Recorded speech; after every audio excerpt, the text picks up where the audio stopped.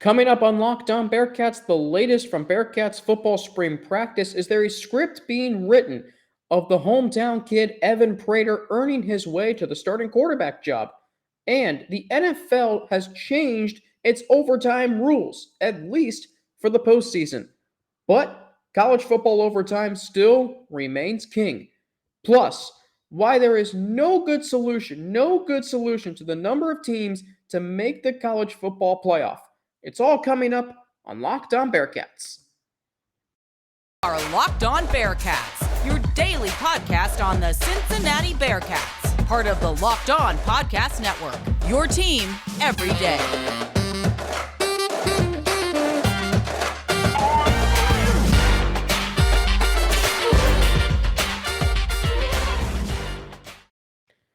Thank you so much for making Locked On Bearcats your first listen of every day. Today's episode is brought to you by BetOnline. BetOnline has you covered this season with more props, odds, and lines than ever before. BetOnline, where the game starts. Alex Frank here with you on this Thursday, March 31st of 2022. Bearcats football spring practice is just about halfway through. Spring game is next Saturday, April the 9th, 1 o'clock at Nippert Stadium.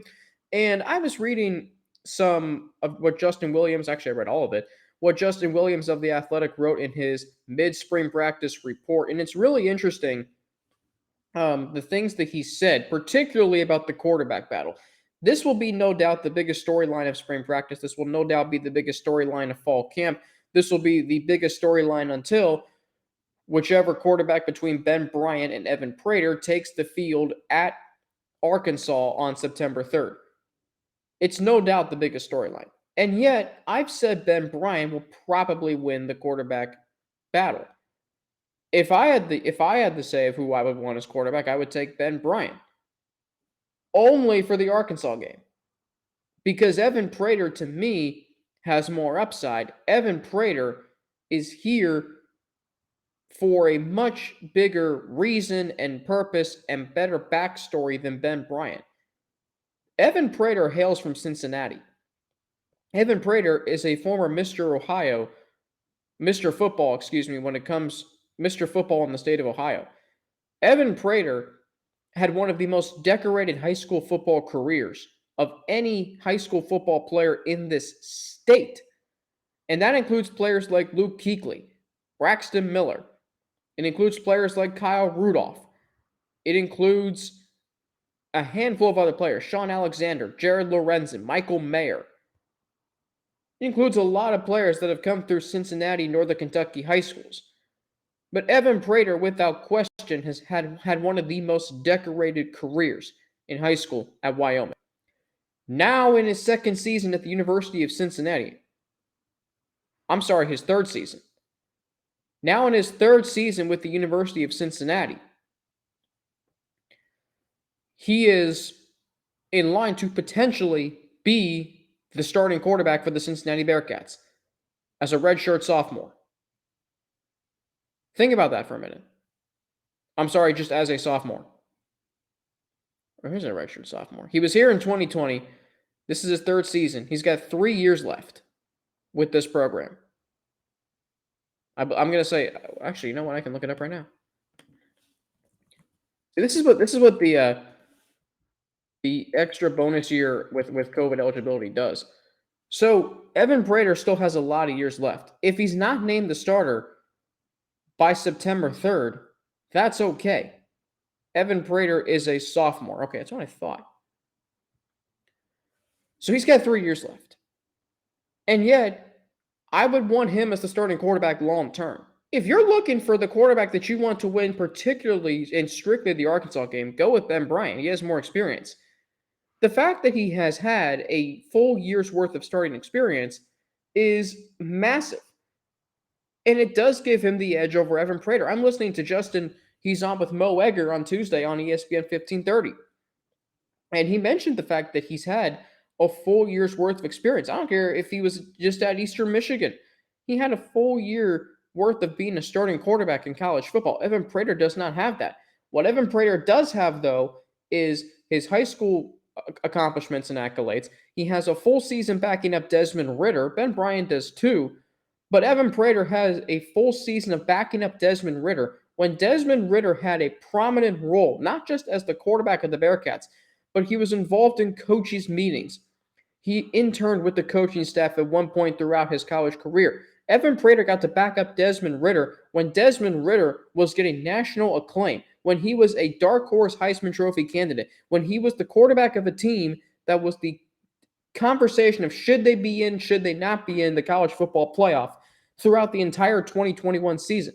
That is a valuable experience to watch a quarterback lead his team through all of that, through the most important and most successful season in Bearcats football history to date. Evan Prater watched Desmond Ridder on the field and off the field lead this team. Ben Bryant does not have that. Ben Bryant was here in 2018 when Desmond Ridder was just a fledgling freshman dual threat quarterback burst onto the scene.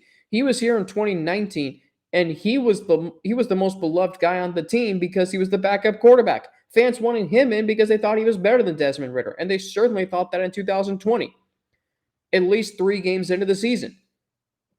Ben Bryant has not been here when all the pressure is squarely on him. When fans, when coaches, when teammates are depending on him to lead this team to win games if he is the starter. Evan Prater has way more upside. Evan Prater can throw. Evan Prater can run. He's an athlete. That's who Desmond Ridder was.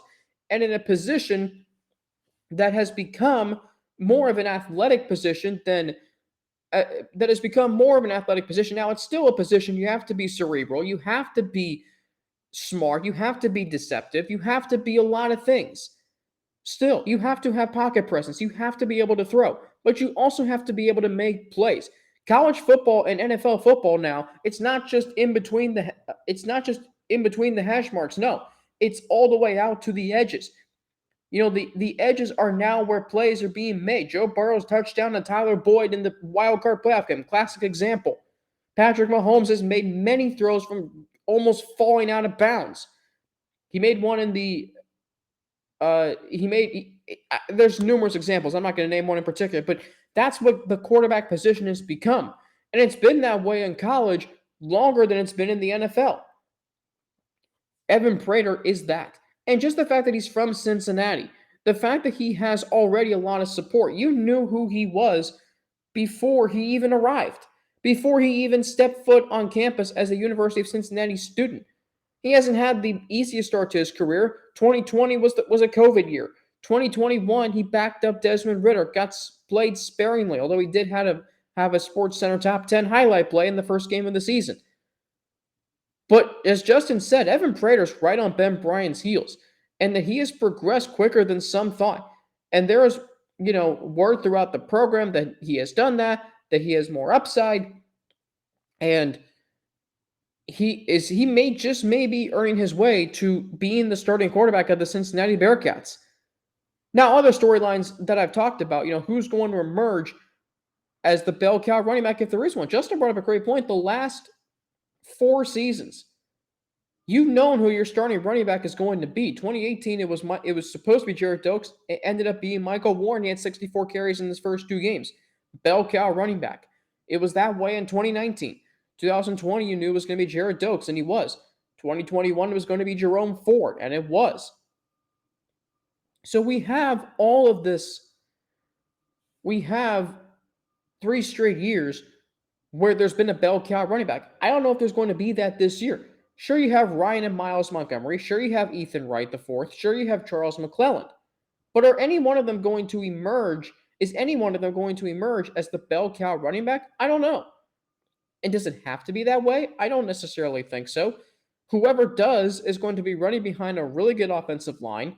Mike Cummings, the new offensive line coach, likes the fact that he has guys behind the starting 5 of Tunstall, Renfro, Metz, O'Quinn. He likes the fact that he has, and Jeremy Cooper, he likes the fact that he has players behind the starting 5 offensive linemen that, if need be, can step up. When you have depth on your offensive line, that's a good thing. I mean, it's an absolute war of attrition up front. So I think that the offensive line is going to be a strength of this team. And I've said I think this team is going to be a lot like 2018 with some differences. They're going to have a strong offensive line. They're going to have a running game that isn't going to be dominated by one particular back, but is going to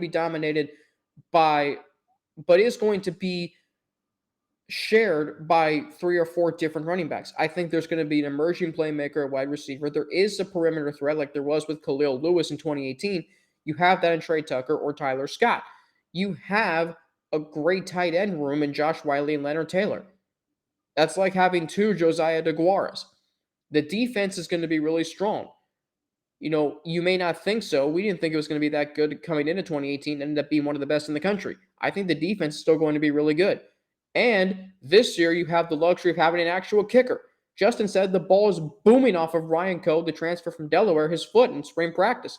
Could he be the Bearcats' version of Evan McPherson? It'd be great if it was, because the kicking game matters. There are a lot of storylines. I've been trying to get Justin on the show, for quite some time. I'm hoping to get him on at some point during spring practice. Because he has tremendous insight, and in a season that I think we're looking forward to because we don't know what this team is going to do. But it's a positive feeling because you're coming off an undefeated college football playoff berth season. You don't know how the season's going to go, but you think it's going to be good. You think it's going to be at least 8-4, 9-3. I think this team can still compete for a conference championship. There's a lot of unknowns. There's a lot of replacements. There's a lot of positions that need to be replaced and a lot of players who departed who were so impactful. But you feel like there's a positive vibe surrounding this program right now. They have a lot of momentum. There might be some growing pains. They can lose to Arkansas week 1. They can lose to Indiana.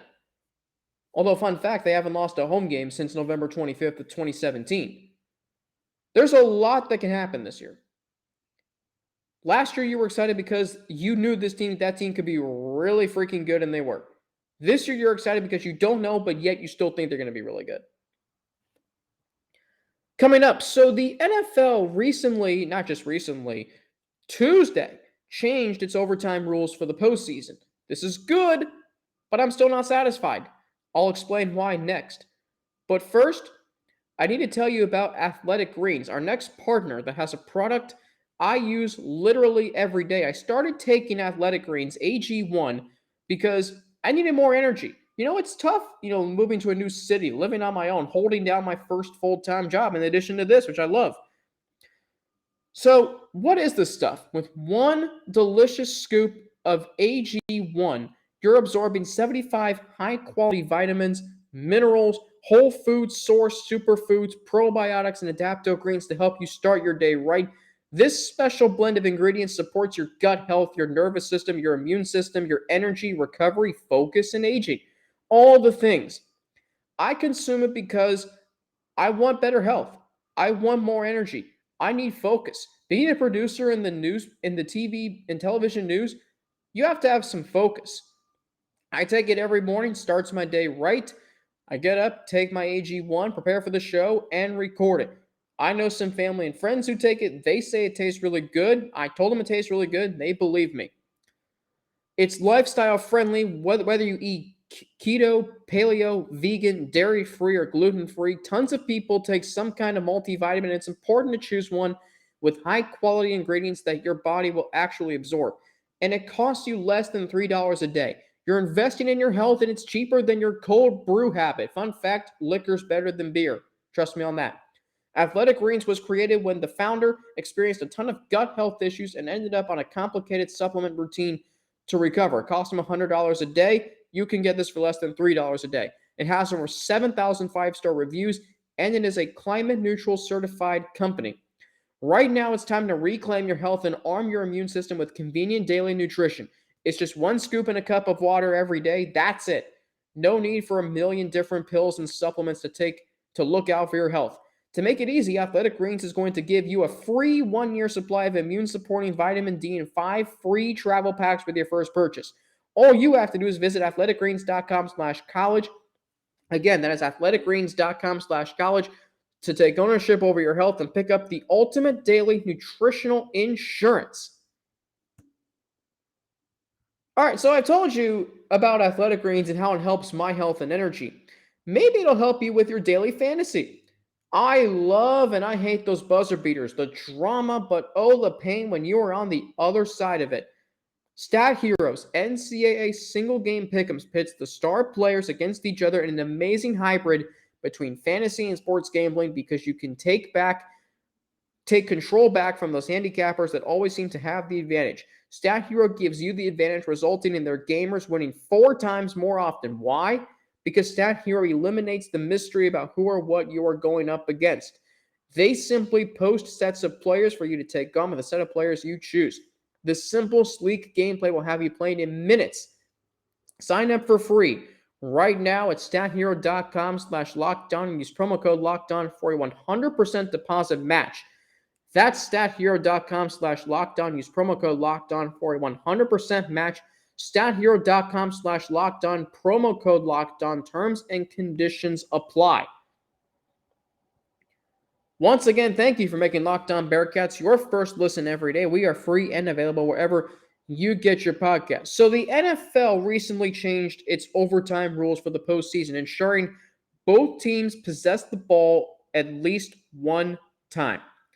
So that means we're not going to have any more controversy from Bills Chiefs this past year, or if you want to take it back even further, Patriots Chiefs in the AFC Championship game in 2018.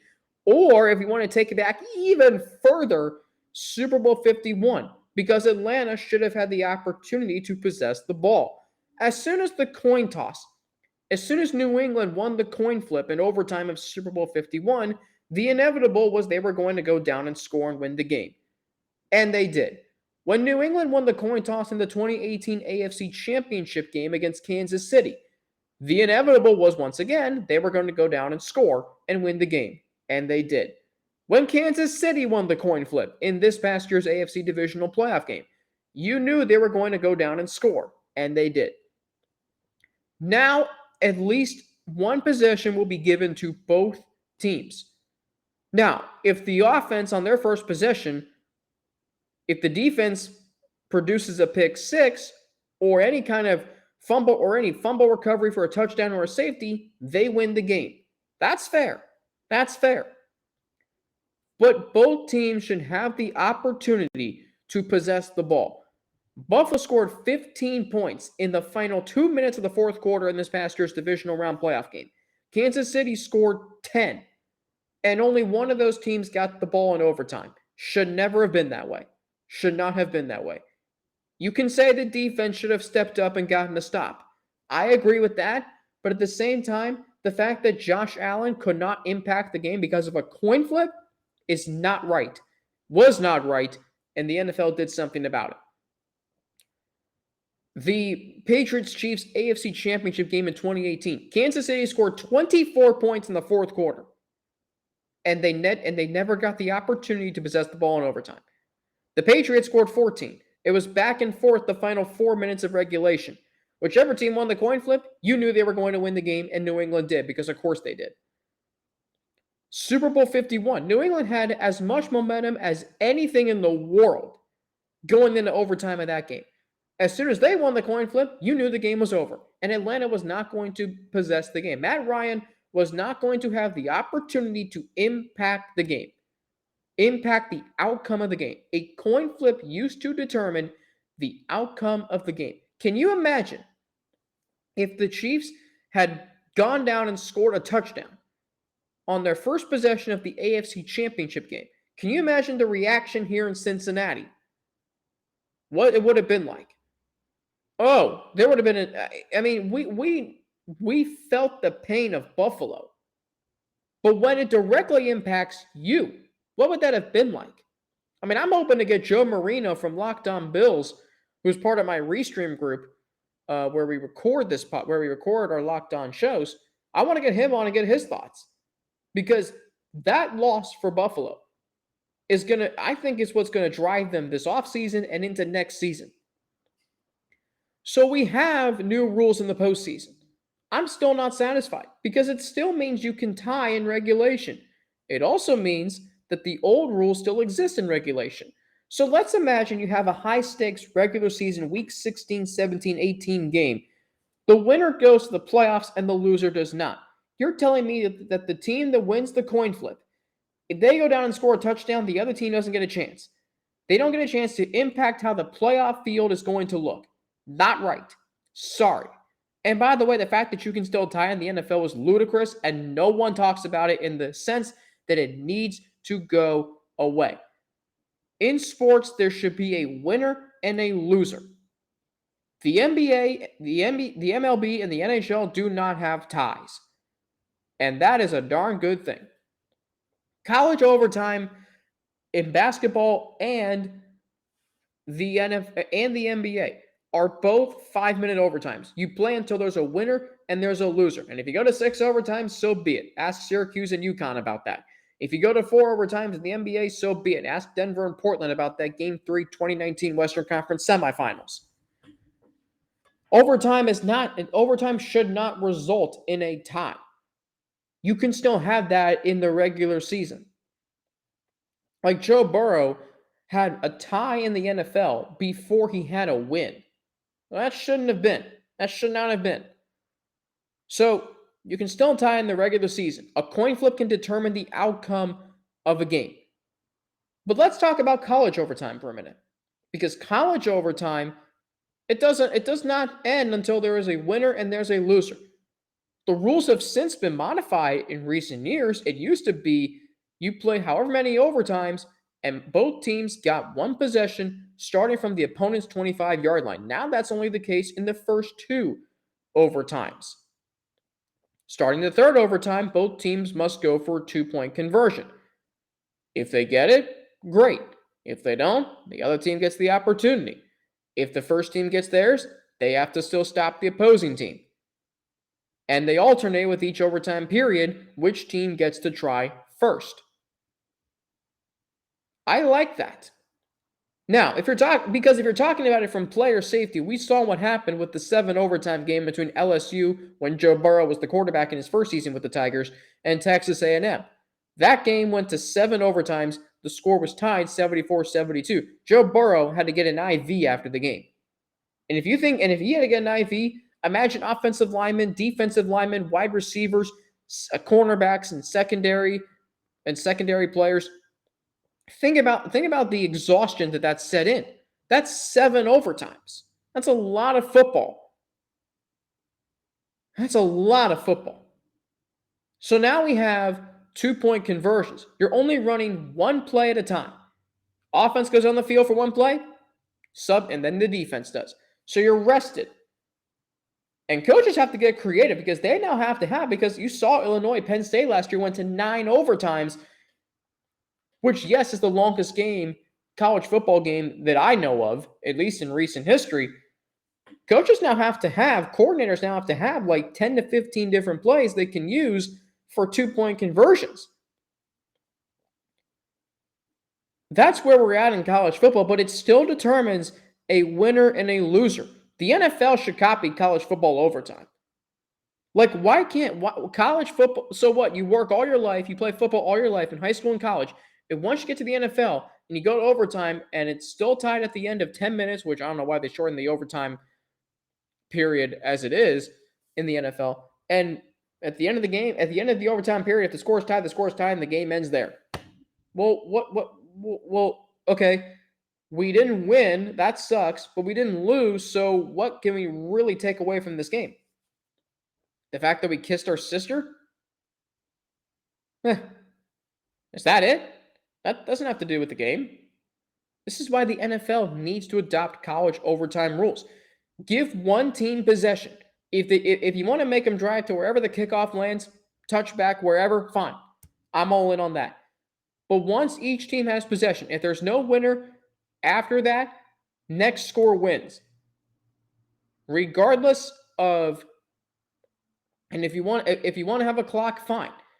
It should be like fourth quarter, 2-minute warning, and then you go to just the next overtime period. We should not be in a position where you can still tie in the NFL. It's beyond me that you can.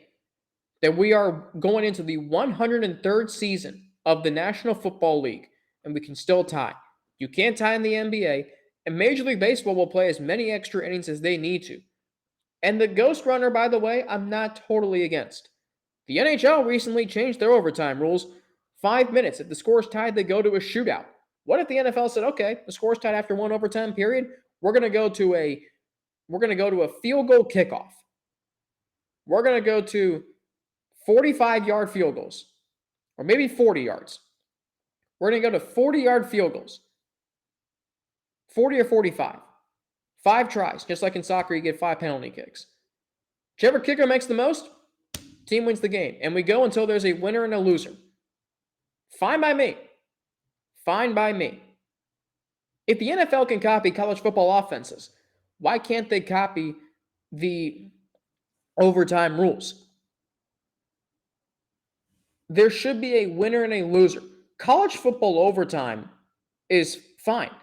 I'm all in on 2-point conversions. It adds a level of stress to the fan bases.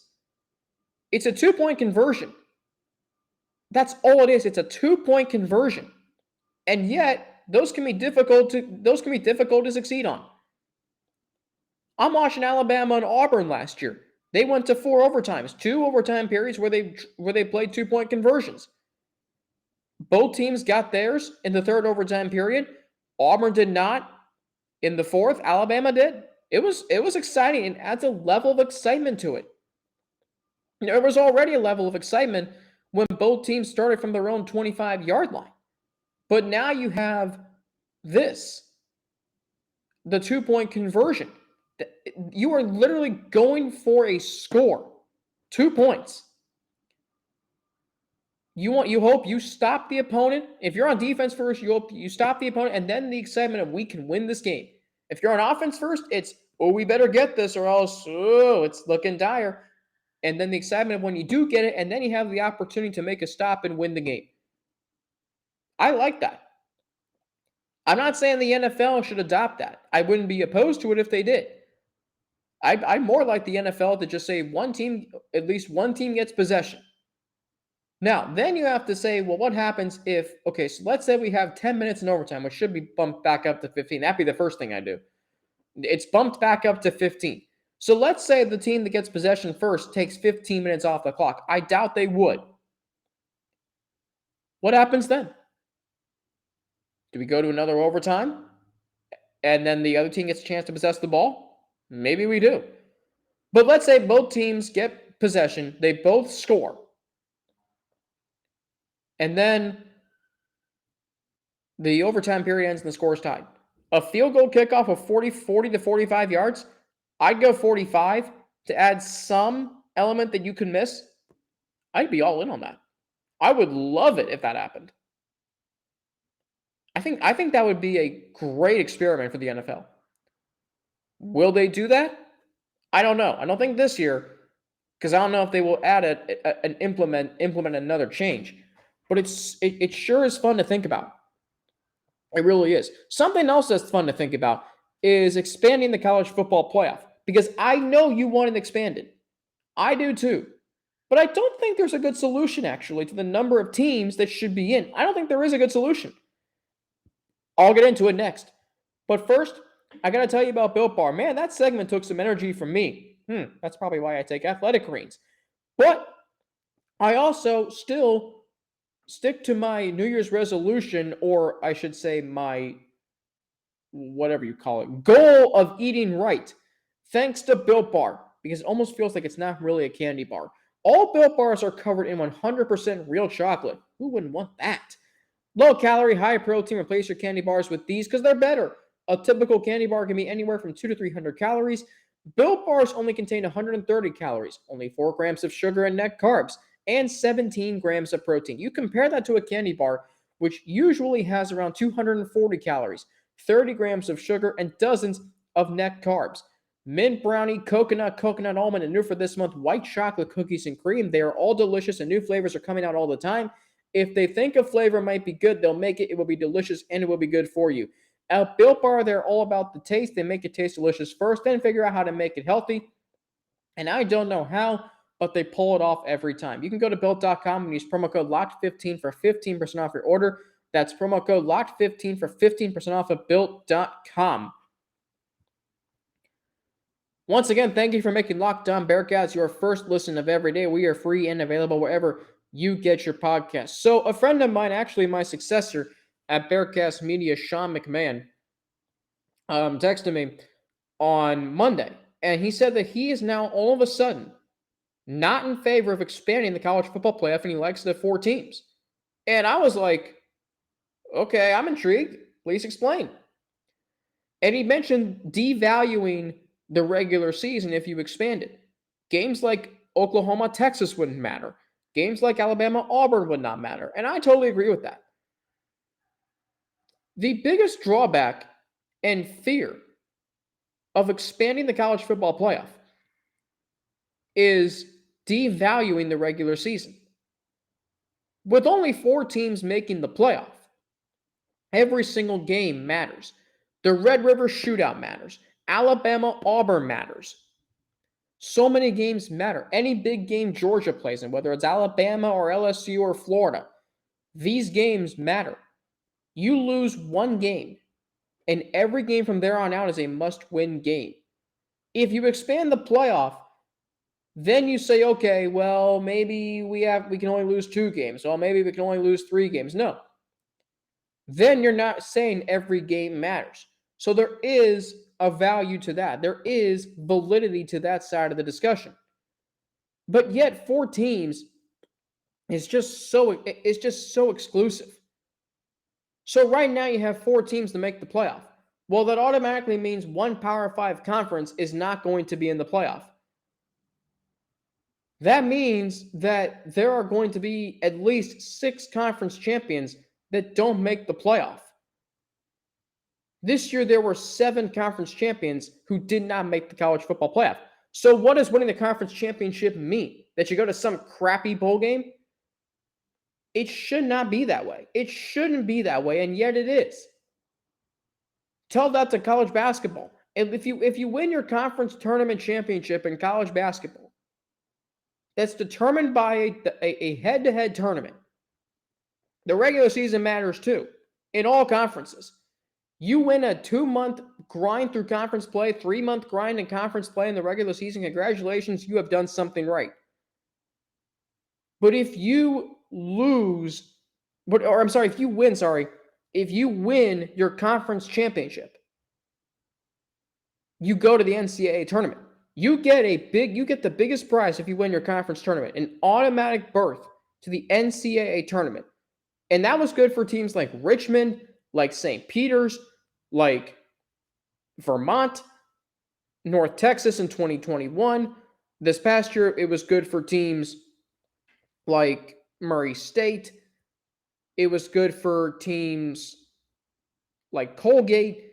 Any team that was a low seed in the tournament, they still got to play in it because they won their conference tournament. In college football, if you win whoever wins the Mountain West this year, are you A, going to even know much about that program, and B, are you even going to care where they go? No. Because unless it's to a New Year's Six Bowl, and you probably won't even care if that happens, you only care about a conference champion if they go to the college football playoff, or an at-large team if they make the college football playoff. So if we expand the playoff, we're going to devalue the regular season, but we're going to value conference championships. This is where I am for college football playoff expansion. I believe if you win your conference championship in football, it should mean something. College basketball does it right. The regular season and conference tournaments matter. College football, the regular season matters, but the championship games. Did the Mountain West championship game matter to you this year? No. Did the Pac-12 championship game matter to you this year? No. The Big 12 didn't even 100% matter. The American Conference Championship did. Well, actually, the Big 12 100% did. The American did. The SEC did. Did the ACC championship matter to you? No. So 2 of the Power 5 conference championship games did not even matter to you. If you are the casual college football fan. Now, if you're a fan of Oregon, Utah, Pitt, or Wake Forest, they matter to you, and that's fine. But they don't matter to casual college football fans. Did the Mountain West Sun Belt Conference USA and MAC championships matter to you? No, they did not. They did not matter to you. Because the winner was just going to be, congratulations. We'll put you in the Tony the Tiger, we'll put you in the famous Idaho Potato Bowl, wherever. Tony the Tiger Sun Bowl, wherever. What are we doing? Now, if you say you want all conference champions to make the college football playoff, that's 10. That's fine. You want to just go there, or do you want to have some at-large teams? We've had at-large teams make the college football playoff. Think Ohio State in 2016. Think Alabama in 2017. Think Notre Dame in 2018 because they weren't in a Power 5 conference. Think Notre Dame again in 2020. Think Georgia this year in 2021, this past year. There have been at-large teams that have made the college football playoff. The SEC has had that happen twice to them. That's where we're at right now in the college football playoff. Okay, so let's talk about having at-large bids. If we have 10 conference champions that get in, that means 5 group of 5 champions get in. That means we can have 6 at-large teams. And if they're all Power 5 teams, fine. Most of the at-large teams that get into the NCAA tournament, Power 5 teams. Like, there's Power 5 conferences. The conference champions in the NCAA tournament, most of them are coming from smaller conferences. There's only 5 Power 5 conferences. Then you have your other major conferences like the American, the Big East, the Missouri Valley, the Mountain West, the MAC, Conference USA, whatever, West Coast. But then you have the Summit, the MEAC, the MAAC, the Northeast Conference, the A-Sun, the Big West, Big Sky, the WAC, you name it. So most of your teams will still be power conference teams in the tournament, in the college football playoff. If you have 16 teams, is that a lot? Yes. But the regular season, I believe, will still matter. I'm all for the value of the regular season. Most people would say the MLB regular season and the NBA regular season don't matter. By the way, look at the other 6 major sports, 4 professional and then college football and basketball. College basketball is 68 teams. It's a lot of teams, and yet it's not. The NFL is 14 teams. The 7 seed outside of the 2020 Colts, they've been dreadful. The NBA and the NHL have 16. That's either half or more than half the teams that make the playoffs. The MLB has 12 teams now, and they've expanded the playoffs 3 times since 1994, to 8, 10, and now 12. The NBA is still somewhat exclusive, given that every series is best of 7. It's not single elimination. That's why the NCAA tournament is the best tournament, besides the NFL playoffs, of all the sports. It's single elimination. Anything can happen. Bad matchup. You have a bad day. One team has a bad day. That should win. Best of 7, you lose game 1. Yeah, we got, 6 more games at least to win 4. We're good. The NHL, I'm surprised, is not as exclusive. Tampa Bay's won the last 2 Stanley Cups notwithstanding, but the NHL is not exclusive. I mean, the Pittsburgh won 2 straight Stanley Cups. The Kings won 2 out of 3, but I still feel like the NHL is not that exclusive. It's not Cavs Warriors 4 straight years like it is in the NBA. But is there really a good solution to this? We expanded to 8. Well, is that? Well, and also I still feel like that's enough. If we expand it to 12, that might be a little too much. We're devaluing the regular season. Okay, so you have to play in your conference championship game to have the opportunity to at least guarantee yourself a spot. So the regular season doesn't matter in that way. I'm all for valuing the regular season, but I'm also for valuing conference championships, conference champions. Look, we don't care who wins the Mountain West Conference USA, MAC, or Sun Belt. We didn't care about that last year. We cared about who won the American because Cincinnati had a shot at making the playoff. We don't care about the other conferences. Why don't we? They should be given the opportunity to compete. College football is a sport built on tradition, pageantry, and so many other things that make the sport great. Mainly tradition, mainly school pride, mainly rivalries, mainly history of the programs. And we're not going to give every team a shot. Iowa State was able to go from 2 wins last year in college basketball to the Sweet 16 this year because they were given a fair opportunity. 68 teams played in a Power 5 conference, did well enough, didn't lose a game in conference and non-conference play to make the tournament. We value conference championships in college basketball. Virginia Tech, Richmond, St. Peter's, they were rewarded with the opportunity to play for a national championship. Richmond was one of 32 teams left playing. St. Peter's was one of 8. And when they played their Elite 8 game, they were one of 5. One of 5 teams still left in the tournament out of 353. A little-known college named St. Peter's from Jersey City, New Jersey. You don't get that in college football with the college football playoff. It should be expanded because we need to value conference champions. That was fun today. A lot of good stuff today. Spring practice, my thoughts, Justin's thoughts from the Athletics. Still trying to get them on the show hopefully soon. NFL overtime changed the rules for the postseason. I'm still not satisfied though because you can still tie in the regular season. And there still need, as long as you determine a winner and a loser, the NFL is too good of a product to not. And playoff expansion. Because I am for the sake of we need to value conference champions from all 10 conferences, not just Power 5, or as was the case last year in the American 2. Tomorrow, it is Friday. We'll have a preview of the Final Four, more from Bearcats spring practice, maybe a guest on. More on the men's basketball front, transfer news. A lot to get to before we head into Final Four weekend. Thanks for making Locked On Bearcats your first listen every day. Now make your second listen Locked On NFL Draft.